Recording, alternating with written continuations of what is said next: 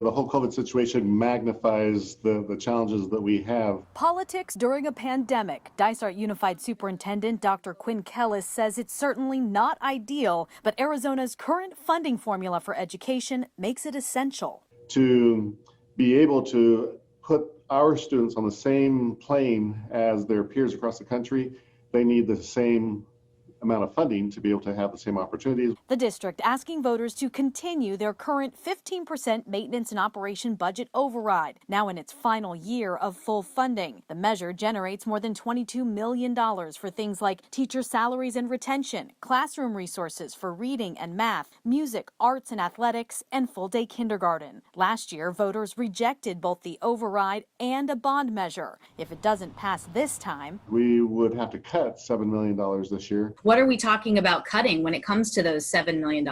That's a hard thing to tell people now that their job is in jeopardy. But when 80% of our budget is people, and we have to cut such a large amount, then it's going to involve people. The district forced to make that decision back in 2015, laying off more than 140 teachers after a failed override. Still, some community members argue the voters already voiced their decision last year. One resident saying the override was originally approved in 2000 as a temporary measure, and it's time for the override to sunset. Another calling this year's measure insulting and egregious, considering the state of our economy. We're not asking our taxpayers to pay a higher tax rate right now, just continuing the current rate that we have.